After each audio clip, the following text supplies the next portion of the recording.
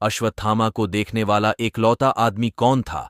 आखिर उसके साथ क्या घटना घटी थी और वह जीवित है या नहीं? आज हम इस वीडियो में इसी बारे में चर्चा करेंगे। हेलो दोस्तों, जय श्री कृष्णा। अश्वत्थामा की इस रहस्य में ही कहानी के बारे में चर्चा करेंगे, इसीलिए वीडियो में लास्ट तक बने रहना। अश्वत्थामा द्रोणाचार्य का पुत्र था। अश्वत्थामा एक ऐसा योद्धा था जिसने महाभारत युद्ध में कौरवों की ओर से भाग लिया था।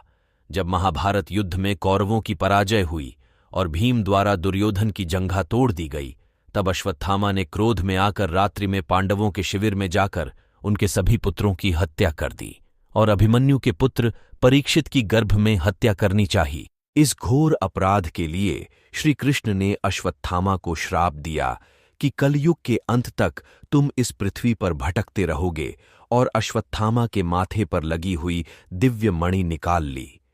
ऐसा कहा जाता है कि अश्वत्थामा आज भी इस पृथ्वी पर भटक रहे हैं।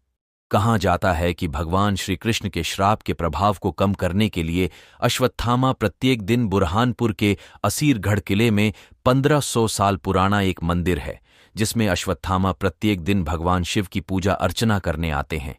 कई लोगों ने अश्वत्थामा को देखने का दावा भी किया है। बाला नाम का एक किसान इसी असीमगढ़ किले के आसपास प्रातःकाल सुबह प्रत्येक दिन अपनी गाय और भेड़ बकरी चराने आता था, और रात्रि में अश्वत्थामा प्रत्येक रात्रि को ताप्ती नदी से जल लेकर पुष्प और बेलपत्र चढ़ाने आते थे। जब प्रातःकाल सवेरे मंदिर के कपाट खोले जाते हैं तो शिवलिंग पर चावल बेलपत्र पुष्प चढ़े हुए मिलते हैं, और जो पुष्प शिवलिंग पर चढ़े हुए मिलते हैं, ऐसा पुष्प पूरे इलाके में वहां पर कहीं नहीं पाया जाता। बाला एक दिन प्रातः सुबह है जल्दी इसी किले के पास अपनी भेड़ बकरी चरा रहा था। तभी उसने देखा झाड़ियों में से निकलकर लंबे कद का व्यक्ति। जब बाला ने उस व्यक्ति को देखा तो उसकी आंखों के आगे अंधेरा छा गया। वह समझ नहीं पा रहा था कि वह व्यक्ति कौन है। तब बाला घबराकर अपनी भेड़ बकरियों को घर की तरफ ले जाने लगा। घर जाकर बाला की तबीयत बहुत खराब हो गई और उसे द्वारा पड़ने लगा। बाला की आंखों के सामने वही चेहरा मंडरा रहा था। वह डर से कांप रहा था। वह अपने घर वालों को पहचान नहीं पा रहा था। बाला की तबीयत अभी भी ऐसी ही है। बाद में उसके बेटे ने बताया कि मेरे पिताजी ने जिसको देखा है वह स्वयं अश्वत्थामा थे और बाला की आंखें चली गई हैं।